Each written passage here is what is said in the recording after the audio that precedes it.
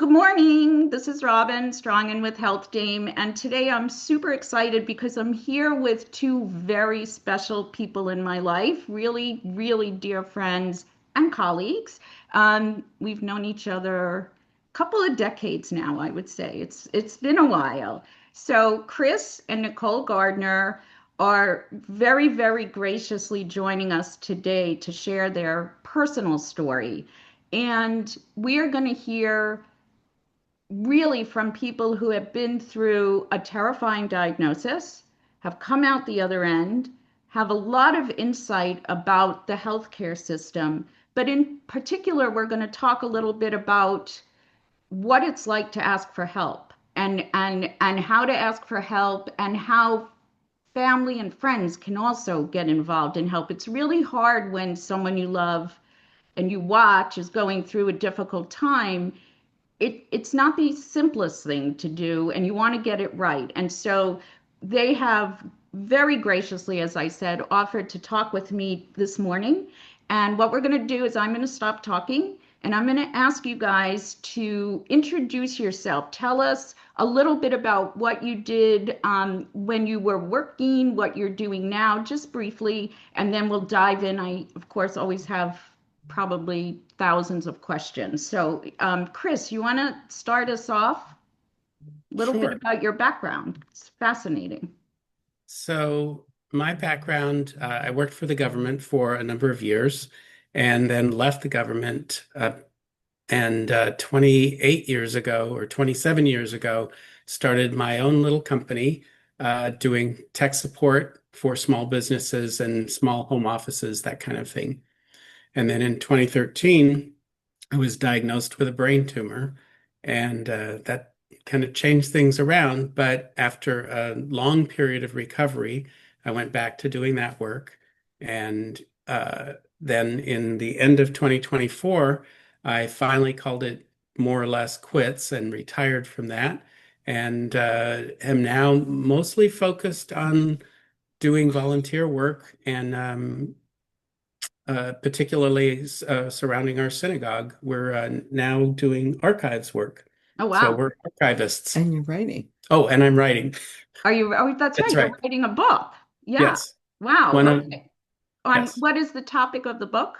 One book is the memoir of the brain tumor Great. and my and from diagnosis to recovery. And the other book is a science fiction novel about AI. Oh my gosh. Okay. Well, we have a lot to look forward to. And Nicole, you and I have worked together in the HIT, Health Information Technology space. So, a little bit about your background.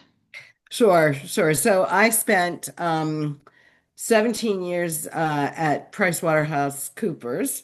I was a partner there, and then 17 years at IBM. I was a VP in the business consulting division, and I had a lot of different roles in those companies, and I traveled extensively. I had a number of different global roles. I was a delegate at the United Nations, and I was the global government health leader for IBM, and then the federal health leader for IBM. So you and I had some fun, and I was definitely proud to be a disruptive woman. Yes, yes, you were. Very, it occurred to me later, we should have had like t-shirts and a couple of other things to Ironically, we had identify. them for the men. If you we had the Man of the Month Right, disruptive T-shirts, but right.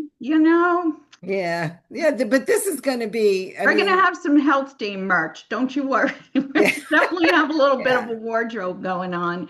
But I'll yeah, be proud. we definitely did some fun work in the health information technology. That was when big data was coming online and electronic health records, and so a lot has happened since those days, and a lot still has not happened since Correct, those days. correct. But what hasn't changed is people really need help when they have a super serious illness. So I don't, Chris, do you want to tell us what, like the start of the story? Were you getting symptoms? What happened? How did you know something wasn't quite right? So I actually didn't know it until I was out golfing with my buddies, and I was just had finished teeing off the ninth hole and was putting the golf club back in my bag. And in my mind, I was changing my mind. I was putting it in the bag and saying, no, I'm not gonna. And then putting it in the bag and saying, no, I'm not gonna. And I did that for a while. And then finally said, I got to stop doing this. And I turned around and all my friends were yelling at me. And they were saying, you had stood stock still for minutes, didn't move, didn't respond to anything. And I said, well, that's weird. So we finished playing the game. We only played 9 holes that day. And I had said, well, yeah, I guess I better go get it checked out. And they said, oh, you better get it checked out. And I Did you said, yeah, drive yeah. back or somebody drove you I back? drove back. You I did. didn't consider it a really critical thing. I Serious. thought it was weird. Yeah. And my friend said, you better get it checked out. And if you don't, we're going to tell your wife. Oh, That the worked. big So I threat. went home and told her what had happened. And so we went to see the doctor, my GP, and he said, well, it could be this, it could be that, it could be this. Your cholesterol is high. We should put you on statins. And I came back home and told Nicole, and she said, well, that's not good enough. So we called her mother's neurologist and got an appointment and then went through a bunch of testing um, that finally revealed at pretty near the end that I was pretty good from the neck on down. Yeah. But Oy, not I had good. Yeah. this, I How had long this. did you have to wait to get in to see the neurologist once you had the name? Did I they think take you right Not very away? long, not Not, very he saw us long. I within a few mean, days. yeah, I mean, we because we had a relationship, I called and, the they office, already knew you through your mom. yeah. So, yeah, it was And not. also the symptoms might have given them a tip that something wasn't quite right, or they were less concerned and it was more about the relationship, maybe. I think it was about the relationship. I mean, Mhm. the front desk, the schedulers, he didn't pass out. Okay. So I think we were all a little befuddled. It just didn't quite make sense, but we didn't know anything. So we didn't have any idea of what that kind of scenario, what is that called, and what could it mean? And So the neurologist cleared that up, though. He it, he identified it as a focal seizure yeah, Yep. and that it could have been the result of a TIA or some other any temporary blood blockage or something in my brain. So Uh, TIA is like a mini stroke, correct. yes. essentially. Yeah. Right, right, But that was right. the So only incident that you can remember having. I mean, to the best of your knowledge, that was really the only weird thing, or in retrospect, that's not so true. So we did a lot of diagnostics Okay. tests, and just by happenstance, the last test was a brain MRI. And I go into the long tube, and I'm always been claustrophobic, so that was a tough thing. She was with me, and I came out of the brain MRI, and the technician said, "So why did you come here?" And he started questioning us about why we needed this MRI. so just to add a little texture, number one, he did have another focal seizure in our kitchen. So you observed it? I did not, Oh, but but he you told me remembered about having this it. one. He Okay. did tell me later, much later. He did not tell me when it happened. And the scary part is because we didn't understand what was going on, we were kind of going about life as normal. And the series of it did take some time. So the I didn't feel that the GP had done their due diligence, but it did take us a little while to figure out, well, what should we do next? And so there was a couple weeks Oh, where wow. we In were like limbo. noodling about like who else should we go see a cardiologist? Do you really think this was a cardiac thing? And a friend of ours who is actually a Reiki healer, and we were saying, should we go to a neurologist? Should we go to a cardiologist? And we talked with her, and she was like, absolutely a neurologist. Get in to see a neurologist instantly. Right. And when we came back from that trip, I got on the phone and we got the appointment in a few days. But what he's not telling you is that the tech at the MRI came out very flustered. And he asked him, are you having trouble walking? Are you having trouble speaking? Have you fallen down? Um, he was asking all these questions and he was very upset. And we're like, well, what's the problem? He What's goes, going well, on? I can't really tell you. Now, this is the part about, we understood he couldn't, we understood there was something wrong just from his stance. His I mean, behavior. he was really discombobulated. He was very concerned. So Yeah. that was concerning. Sure, The of fact that course. there was there was no doctor on site. Like sometimes, if you go for a mammogram in some of these breast centers, there's a radiologist right there and they'll talk to you. Right. That wasn't the case here.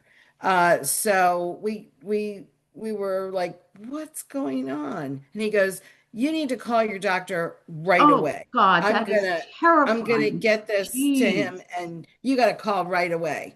So we're like, And he said one other thing, which up oh, until this point, we had not heard right, anybody say this, right. including our neurologist. Yeah, He said, don't drive. right. Ah, He said, you should not be driving. So we're like, oh, okay. Well, yeah, it's and interesting that Chris, do you remember being like out of your mind scared or just more confused and like what the heck is going on here? Or because At, I would have at that been point, I was starting to get to get scared. really nervous. Okay. And after that MRI and after that questioning, and that happened to be it that was was our wedding already, anniversary. It was September yeah. 6th. So we went out for lunch. Well, we called the neurologist's office and they were at lunch. So Oh, we were like, well, it's the anniversary. Let's go for lunch. So we went for lunch. Now I'm driving. right. And when we were pulling into our driveway after lunch, the neurologist called. And he said, where are you? And we said, well, we're just pulling into our driveway. And we put him on speaker. And he said, I got a call from the radiology, from the MRI office. You have a very large brain tumor, and we need to get this removed immediately. And here's what he said, which was absolutely astonishing. You need to find a surgeon ASAP. That's what he tells you after That's what he dropping told the us. bombshell news. You You need to need to find a find a surgeon. surgeon. Oh, Not we need to find a surgeon, or I'm going to find you a surgeon. You need to find a surgeon. And we looked at each other and went, unbelievable. what do you mean a brain tumor? What the heck?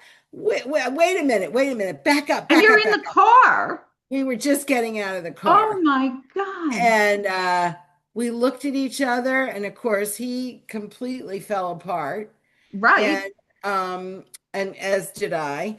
And we stood there in the driveway for a few minutes and went, "Oh my God, what do you mean a neurosurgeon? Oh my goodness, oh my goodness, where are we going to find a neurosurgeon?" And then it hit me. Yeah, I had a client who was a neurosurgeon.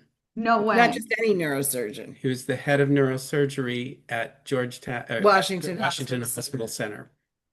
Oh, And where Brian was a pharmacist. How do you like that? yeah, Oh my so God. um, so I called his office and to get in to see him, and they said, well, this was September 6th, Yeah, and they said, well, we can fit you in October, Uh-huh. whatever. And I said, well, okay, let me think about it. And I hung up the phone, and that's when I told her, and she said it again. That's not good enough. Right. Call his wife. Yeah. So Go I to his did house. Do whatever you need to because do. they were clients. So I called his wife, and she could definitely sense the panic Urgency. rising in my voice. she's a And nurse. Ah, that and helps. so she said, don't go anywhere, don't do anything, stay by the phone. My husband will call you back in 5 minutes. Okay. We hung up the phone. 4 minutes later, the phone rings, and he's on the phone talking to us. But Thank what do you God. do if you don't have a neurosurgeon for a client, for God's Exactly. sake? I I mean, what do you mean, do? and imagine, Chris, if you didn't have somebody with you and you're just given the news and told, okay, sir. You need to find, I mean, that's just obscene. And I do have to say, if she hadn't have been there, who knows? Right. I might have just accepted that. And And who knows what would have, having yeah, having a strong advocate was the real life and death. lifesaver. Yeah. Not Life or even a death, question. Yeah, Not even a absolutely. literally. question. But how distressing is okay. But then so he saw you. Was he the one that ultimately did your surgery or yeah. So he had us bring the MRI disc over and drop it in his mailbox Oh, at home. at his house. And so we did that. And he said, as soon as he gets home, he will check it out and then he'll give us a call.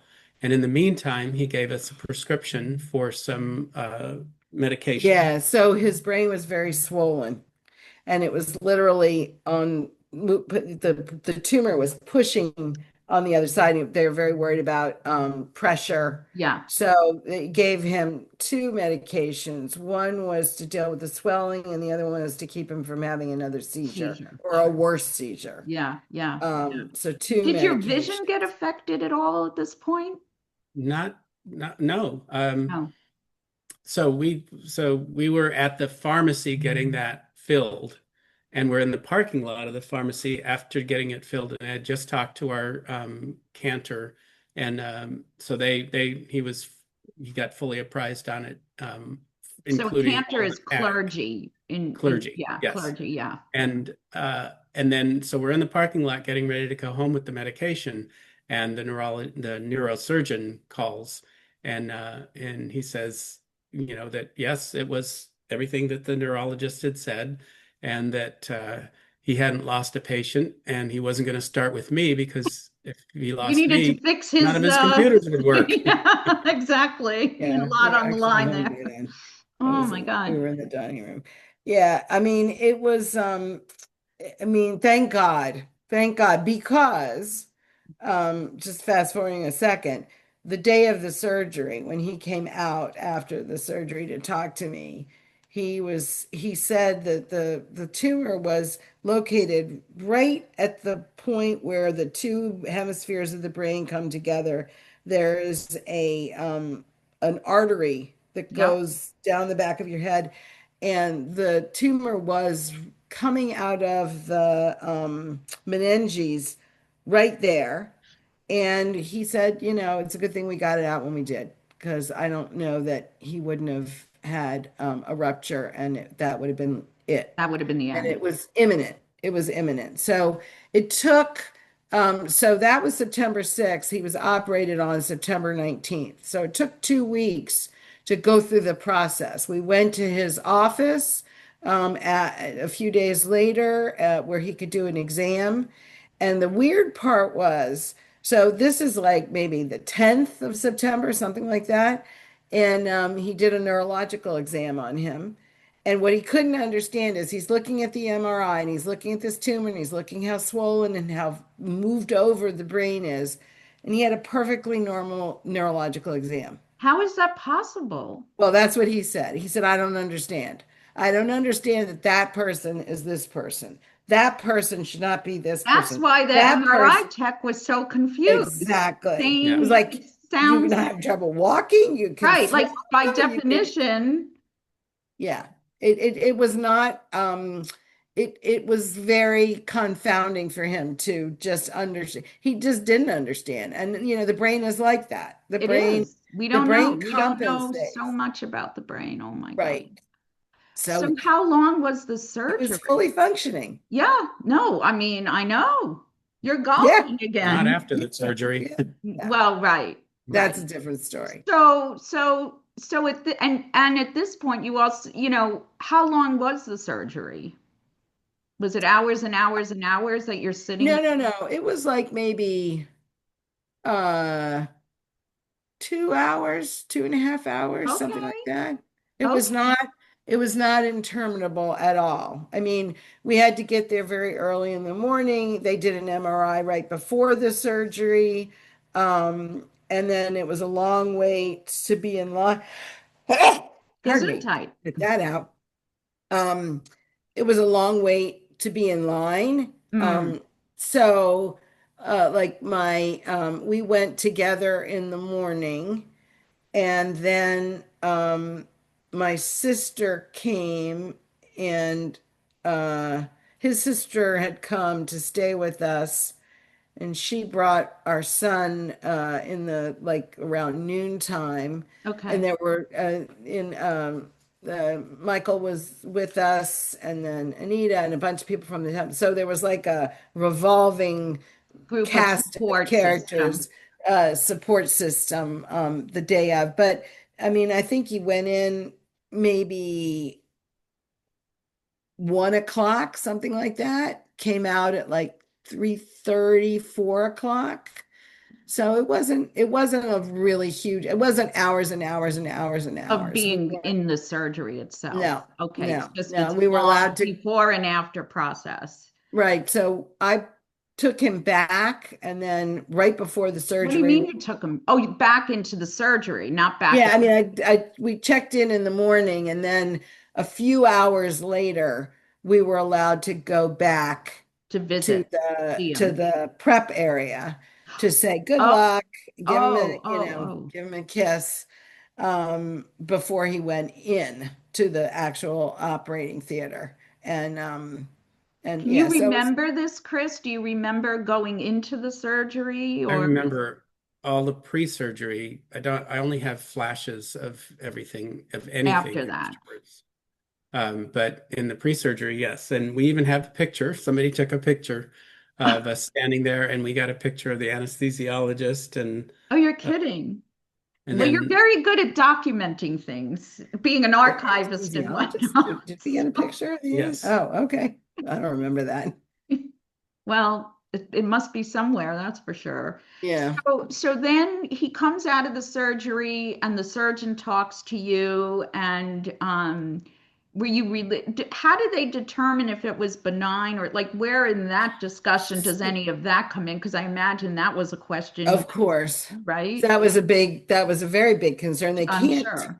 They can't tell that much from the MRI. He Right. was guessing that it was a meningioma, which is a benign tumor. But there was no way to be sure until they could Mostly biopsy it. because the MRI had pretty clear edges. I There were a few see. nodules sticking out, but it wasn't like a gaseous mass. It was what they called a contained mass. So for most part that he could see on the MRI. When he got in there, it was indeed contained, and he said, it just came right out. Like it was not much to just, he used to say it was like an Oyster oyster shucker. shucker. Um, Humor Well, you for do know that the water. family. Oh God. Um, so he said it was self-contained, and it was easily removed.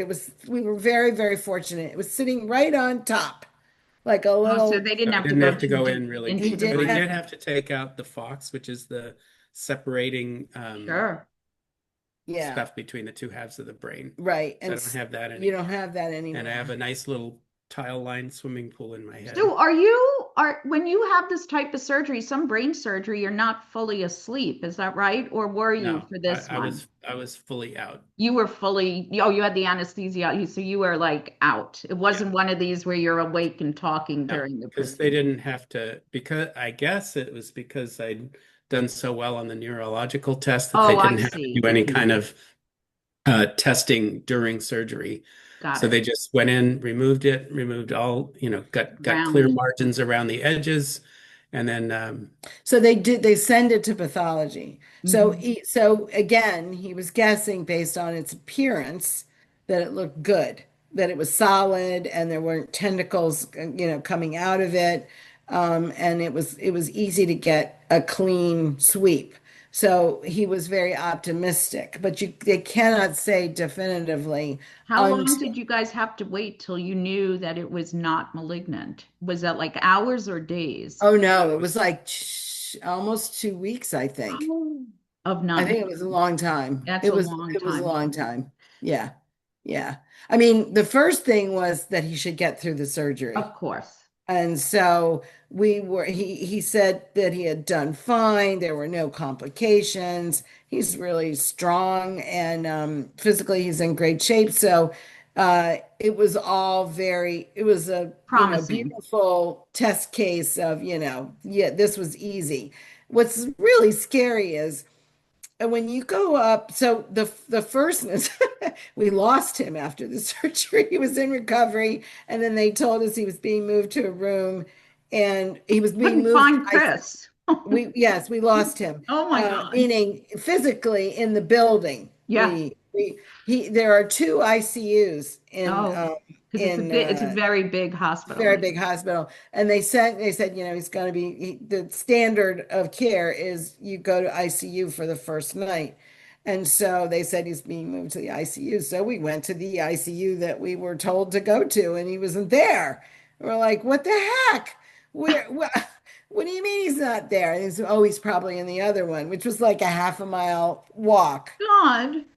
So we were trying to be calm, but we found him, and he did well that first night. He did very well. And if they do well, then the next step is to go to something called step down, which is not an ICU like one-on-one. It's like a bay. It looks like kind of like an emergency Oh, room. I see. It was really that's so what's scary is you go into that bay and then you go onto the craniotomy hallway and you're just there's like lines and lines.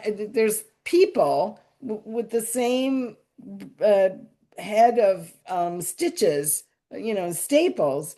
It looks like something out of a horror movie, Yeah. room Yeah. after room after room of people with these, and it's so you just don't. I mean, and this was 12 years ago. So they were much more, just as he was having this experience, they were getting much more adept with the cyber knife. And Oh, so, okay. had the brain tumor been smaller, they could have done it. I guess in a way, it's not laparoscopic, but it's sort of like that. And they don't cut you open. Right. I mean, they cut you open, but it's a It's really much more little. targeted and Yes, focused and small, yes, and it's not as, yes. it doesn't look like a war zone on your head. Right, right. But anyway, so he was in the step down then for one night, and then he was moved to a room. And when in the step down, so there was a drainage tube coming out of his head. And that was kind of disconcerting. But it wasn't painful. He didn't have, I was going he to really, ask, like, I was on was a lot there of drugs. headaches, like the mother of all headaches involved, or you don't? Uh, I mean, I'm sure they give According you to my something. blog, yes. yeah, yeah, I think they were pretty bad. They were pretty bad. Yeah. How could it So not be? Yeah. yeah, he was on a lot of drugs, Yeah. Well, you'd that have to be. You in had your that head first cut period. open. Yeah. Yeah, yeah. So how long were you in the hospital in total before you were able to come back home? 6 days. It was 5 nights. It was 5 nights. So one night in the ICU, one night in the step down, and 3 nights A in the room. regular hospital room. And again, yeah, and again, so this is such a traumatic experience, and I really wanted him to have a single room so they didn't have to, deal with anybody else's trauma.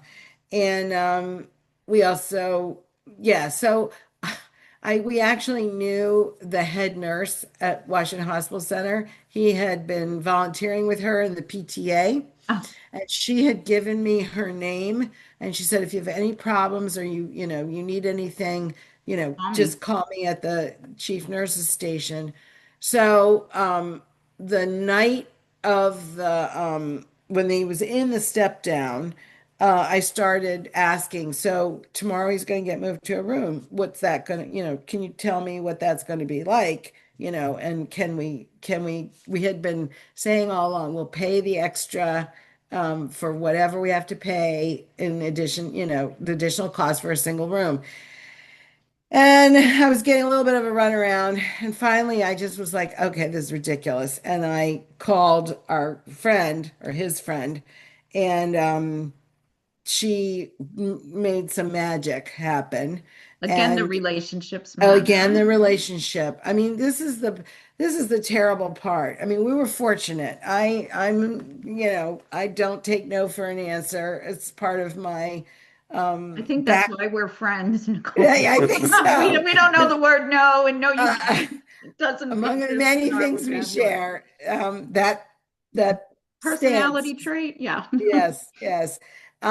So, if you aren't confident enough to not take no for an answer, if you don't have a relationship that you can leverage, it's very, very difficult uh, to get the kind of help that you really, really feel like you need. Not everyone, my aunt was very different. My aunt, who spent a lot of time in hospitals, God, she had so many things that happened to her during her life. She actually liked having a roommate. She Oh, wanted a roommate. She wanted the companionship. And even if the person was really, really, really sick, just having another human there well, that seemed speaks volumes in and of itself, right? And in fact, I'm interviewing somebody after our conversation who is a physician who has been studying and helping solve people who are struggling with loneliness and social isolation. And if you're looking for companionship in a hospital room, we do have an epidemic of loneliness, and that is a whole nother conversation. But to your point, different people respond differently when they're not well, and maybe it's comforting to have someone in the other room.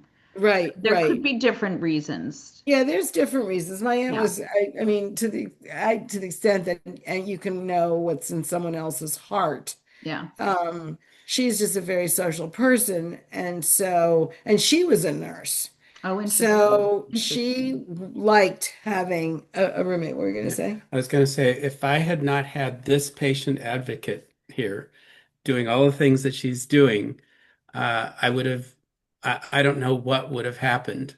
Even if I'd have come through the surgery, I'd have probably had a much, much more difficult time in the recovery from this without her. Oh, I mean, each step along the way, just before the surgery, what it takes to get a timely consult and all of that and on the schedule, then the whole procedure in the surgery, and then that whole post recovery is no joke. And both of you are trying to process all that's happening. You're probably feeling like crap as it is, since you have drains in your head and everything else going on. You have to look at this, and you're trying to take care of a child at home. You have a job. Chris was there's a whole range of things. And then everybody is probably calling and saying, "What's going on? Tell me what's happening. How can I help? What do you need?" So I remember you guys were writing, I think it was Caring Bridge, right? Airing Bridge. So they So wouldn't have to repeat it 10,000 times. So in a certain kind of way, the 2 weeks that we had before the surgery were a blessing because we did a little, I mean, he was, we were all terrified, totally terrified. The panic meter was pegged over. Yeah. Oh, But yeah. but what it allowed us to do was we had some very important conversations about a health proxy. What did he want? What did he need? How did he want to be handled in terms of, All kinds of I things. mean, all kinds of things. So we were able to have those conversations. Had you So had them before this? why? No. Oh, Why? we did the minute the kids were born. Oh, I had everything Well, that doesn't outlined. surprise Oh me. my God, I had 12,000 back. Oh, mm-hmm. I So That's just no. my personality, is I tend to think worst case and want it all mapped out. I don't want anyone making my decisions, but most people don't. Most No, people we don't. So we had that's a no really idea. important lesson, We actually. had no idea. I mean, we Yeah, had we had designated a guardian for our child sure, because that certainly sure. we had. But in terms of things like do I want to be resuscitated? If I'm in a coma, I mean, all Yep. the things that can happen. And we never had those conversations. We expected to live forever. We had no Oh, see, I was concept. always expecting the worst. Yeah. So It's not a no, good place to be having your head all the time, but we did get it on So, paper. But so we did discuss all that and we got sure, all that settled more or less between us. And then I took an additional step and I reached out to four friends and had a talk with each of them to say, if I should not come through with if I don't survive the surgery, or if I survive but I'm a vegetable or a near vegetable, I don't want to live, and I need you guys to help her make the Nicole. decision to let me go. Nicole, did you know he was having those yeah, yeah. conversations? You And talked about actually, doing that. Yeah. I don't know if you remember a dear friend who died from pancreatic cancer. Andy He was Trice. he was actually he took a page from that beautiful person's book, who had created a sort of a council of friends, which Good. he was one, to help his wife with all the different components, because he knew he was going to die. Right. And he got everybody in place to help his wife and his daughters to after he passed away, for different aspects of life. So he was the tech guy. What a And very thoughtful thing to and do. so he took a page Wow. from that book and said, she's not going to be able to do this by herself. Right. I need you to help her. So, yes, I knew that each one of them had been asked To to be help on me. call. Yeah. Yeah. So I knew who they were, and they Okay. were very helpful throughout the process. They were invaluable. They were amazing, and they're still very close friends. Sure. Sure. And so, I actually, sorry, I had so much support. It was unbelievable. It Yeah, was well, unbelievable. how can you go through such an experience without that level of support? And also It having would have a been young kid awful. at home and trying to Yeah, be brave in front, but honest about, the uncertainty. There's just yeah. It was so hard. It much was hard. anger. But Yeah. Caring Bridge, Robin, yeah, I mean, so I didn't know about Caring Bridge. I can't actually remember who it was who suggested it. I don't remember, but it was amazing. So I was getting a lot of calls. I basically, my boss at IBM, I just called him. He was in the Netherlands, and I called him and I said, "My husband has a brain tumor. I'm out. I don't know. I don't know when I'm coming back. I don't know." And so I just put it all down. And I had a great staff, and they were like, "Go, go. We got We've it. got Just this. don't Yeah. even think about it." And I didn't. I Yeah. didn't. Um, and so I started the Karen Bridge thing because I couldn't take phone calls. Right. There were so many people coming in and out of the house offering this, offering that. I just couldn't take phone calls. And I knew there were a lot of people we have a lot of friends and a lot of family all over the world. And people wanted, To they were help. scared, they wanted to know. And so each evening, I would put out a blog and say, what was going on, what happened that day.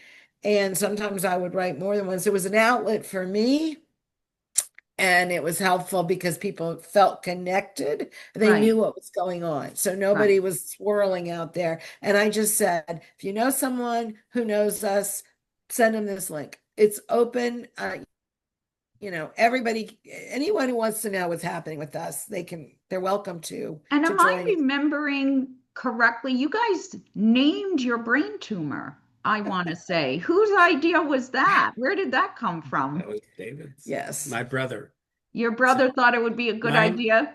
my whole side of the family, the way we treat everything, particularly any kind of stressful thing, is with humor. Ah, So okay. he named the tumor Marvin. And Marvin, that's right. That's and right. and that comes from the Bugs Bunny cartoons, Marvin the Martian.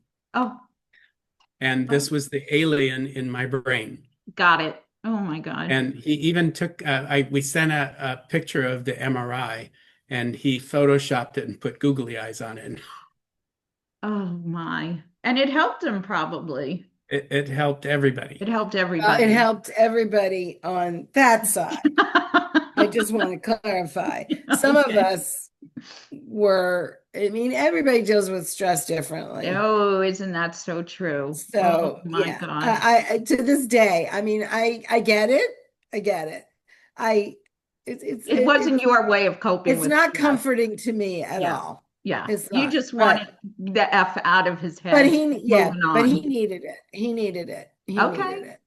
Whatever So works at some whatever point, works. So whatever works. Caring Bridge was very, very important, as were a couple of friends who were also kind of, you know, switchboard central. And Hmm. so, Running interference and all of that. yes. And there Hmm. was someone at the temple who offered, to put us in the meal. So there's a program where people who are ill or disabled or incapacitated for a period of time can Sure. ask for help for meals. And someone said to me, do you want food after the surgery? And I said, that's a real good idea. And so that was very helpful. Was Um, it? Yeah. and yeah, it was so helpful, especially in the first few weeks. You don't The even know first, what you're doing. You're I probably didn't like even, just going on automatic pilot and just yes, like not don't even know what's going. Yeah, I can yes, imagine. yes. So a couple of times a week, people showed up with beautiful food, and that was incredibly helpful because I had a son to feed. I was supposedly feeding myself and trying to get him to Were eat. you And able to eat right after the surgery or yeah, not? yeah, Yeah, you didn't have yeah. trouble swallowing or anything like that. You could eat. Did you have an appetite? Do you remember? Or Not much because he was on a lot of the medication. medication? Lot of medication. And Okay. so, no, it was a little while before he really started to eat normally, I would Were say. there any people that wouldn't leave you alone, like tried to help, but just you were like ready to, or not really? Everybody just sort of No, respected the boundaries yeah, and all yeah, of that. That's really great. yeah. What advice would you give to people who are trying to help friends and family who are going through a really traumatic diagnosis and recovery? What kind of help was just quietly, what? You tell me. I think it's a hard question to answer I know. because people are different. Yep. Some people, we needed the support and wanted it. Hmm. And we have a very wide circle of friends, and they're just from all walks of life. And people offer different things based on what they could offer, and all of it was welcomed. I don't recall feeling,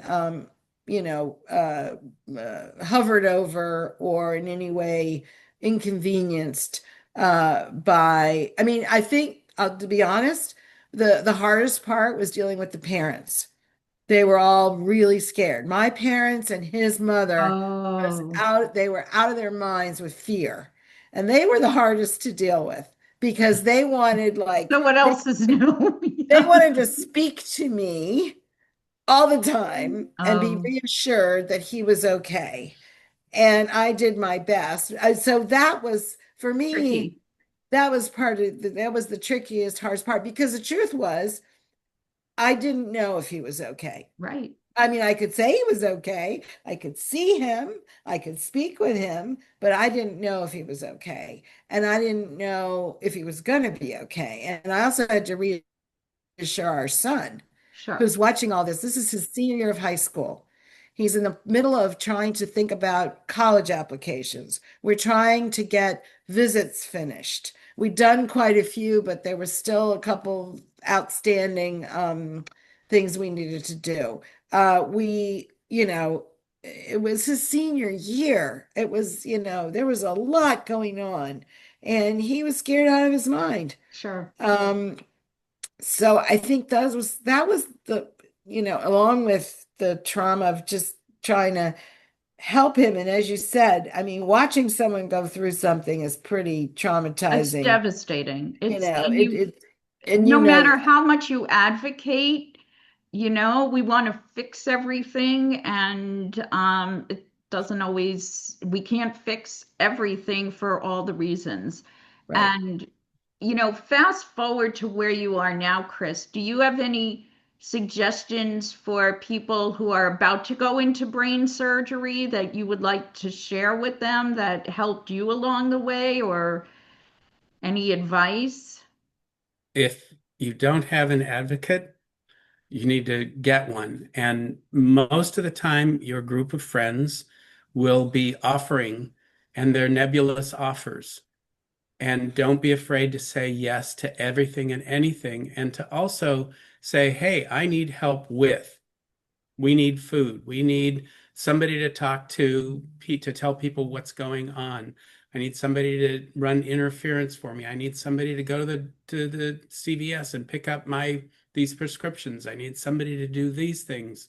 A lot of times it was hard for us to know what to ask for, and Exactly, having the exactly. people just say, hey, I'm going to do this, and giving those people the agency, giving those people saying, yeah, it's okay, whatever you want to do to help us. If you see something around here that needs doing, Go go for right it. ahead and do it. Wow. I think Uh, I remember yeah, I think we have a different point of view about that. oh, do tell. Yeah, no, I mean, Not I your think comfort level to just do. no, not at all. So I do think one thing you said is really important, which is to try and be specific about asking for something specific that you need. So for instance, after the first month, I needed to be able to get out and, do life a little Yes. bit. And although I didn't go back to work for 3 months, Mm-hmm. I just How I could mean, you? I was at a level, not most people can't do that. So I, that's, I I understand, I right? was very lucky. But I needed someone to come and stay with him. I was so scared that I wasn't willing to leave him alone. And my son was at school or whatever, and I needed people to come and just sit with him. And, Yep. so I think you have to be really specific, and I think you have to articulate as much as you can what would be helpful, because people will say, what can I do? Right. Tell me what you And need. tell me what you, and well, they don't say, tell me what you need. They Oh, say, what can I do? I oh, want to do something to help you. What can I do? And it's up to you to say, well, I need you to come in. Can you just stay with him for 2 hours while I go to the doctor? Can you stay with him while I go grocery shopping and do all the errands? Can you sit with him during PT and, take notes so I know what happened? right. Um, you know, so I mean, I didn't want people just coming in and just doing whatever. Mowing the So, lawn or so let me something. just couch that my answer to your question was, if somebody didn't have Got it. this an advocate, Fair enough. and they're kind of flailing on their own, then you gotta take Then it whatever was you all can get. hands on deck, so to say. Yeah. One Yeah. of the things I had seen that I think I shared with you that I thought was genius, and it was a cancer organization had put together, the equivalency of a registry. And it was a help registry. And it literally had the kinds of things you're saying. On these days, I need help to having someone come to the house PT, and I need notes, and I need someone to help me take, my son to school or to practice or whatever it was. And I need this, this, this. And here's what is, please don't do, because I've also known people who have had stem cell transplants or something, and you can't have flowers and plants or whatever it is. So please be advised. Please don't bring these foods I can't eat, or these things can't be around, or you have to wear a mask, or you have to, like, and that it was sort of the equivalent of a caring bridge, but in a registry. And it's so helpful for people because it gives them, just like being part of a meal train or whatever it's called these days, same kind of a thing. And I think just having a simple template of something like that would be so helpful, because people really want to help, but it's just, people don't live by brownies alone. And after the 4,000th platter, which who wants to say no to brownies? Never, ever. But, you also need other things. And people just, they're scared too. And so being able to help. So this is just, and here you are. And I remember, I don't, was it years after the surgery? We were on that flight to Newport, Rhode Island. And to this day, it was the worst turbulence of any flight. It was literally being in a blender the entire flight, and you were still using a cane, Chris. And I don't know how you were walking. I really wanted to grab your cane. I could not stand up straight. We went right to the bar, as I recall, like immediately. I was like, I'm not even checking in. I was just so, that flight, I still am terrorized from that flight. I don't know how God, you did it, I'm man. so sorry. No, it was the best trip though. But do you remember that Oh flight? yes. Oh Whew. yes. Well, Oh you yes. flew all over the world, so you're used to turbulence. I'm not a great flyer, and that one, whoo, boy, did that do me in. But Yeah. you were a trooper, and so your recovery was long but successful, and Yes. now you're enjoying retirement, the two of you, right? Doing a lot of volunteer work. I know, Nicole, you're doing a lot with environmental causes and many other important areas. So yeah, The, Chris, the one thing I do want to say about recovery, since you brought it up, yeah, please. is that that's a moving target. Okay. Our neurosurgeon first said, don't work for 90 days. 90 days goes by, says, don't work for 6 months. 6 months goes Oh. by, says, don't work for a year. A year goes by, he says, well, maybe 2 years. It really took me 5 years to get back to a semblance of normal. And I still don't feel like I'm fully back. And it's been coming on to 13 years now, 12. 12 years. It's 12 See? years. It's 12 years right now because September 6th was yesterday Yes. or 2 days ago. It's a long time though. I Yeah. mean, I will say for all the F ups in the system, and there are plenty, and they're inexcusable to say you're on your own to get a surgeon and so on. The flip side of that is there are really good people doing really great work. The staffs we don't even see sometimes, we don't know their names. They just go in and do the hard work, and the innovation and the advancement in the technology. And for better or worse, AI is going to be part of this with reading the MRIs and all of this. So there's a lot to look forward to in terms of advancements, and the fact that you could go in with a brain tumor and be out in 5 days. And even though it took 5 years, and that's grueling, 5 days is a long time when you're not yourself and your brain has just been, operated on. But how wonderful that you can, be here to share this unbelievable story. But, you know, a lot of takeaways here. Some are more easily fixed than others in a giant system, but we have got to do better for people. This business of you're on your own. I just interviewed Dr. Rachel Brem at GW, who runs the Breast Imaging Center. And she was saying, we're asking women who are just diagnosed with breast cancer, do you want a lumpectomy? Do you want a mastectomy? Well, do you have dense breast? What's your, like, I don't know. I just came in to do my thing. And now I have faced with all these questions, and, knowledge is power, but we need help going through all of these decisions when you're just faced with this shocking news that you barely can stand up to process it. And we have to figure out a way to help people help themselves. And it's tricky out there. It's really tricky out there. As we're talking, I'm thinking about all the things that we were able to get access to, and the checklist you were just talking about, the registry.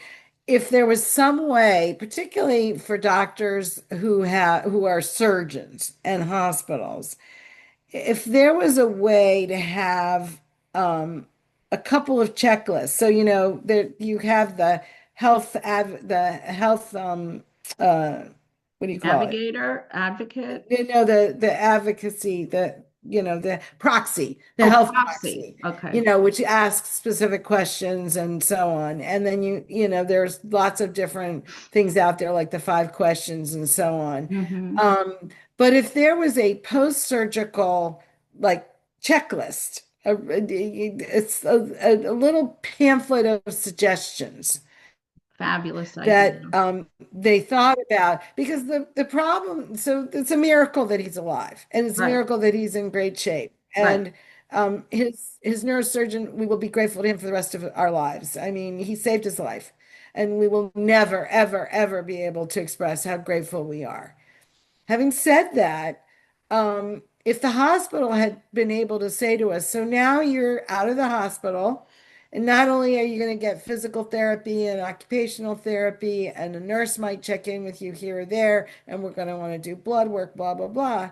Here's some things that might help you in addition to, through your recovery. And just to give people something that says you're This, not just a set of numbers, right. and we're going, you're a whole person, you have a life.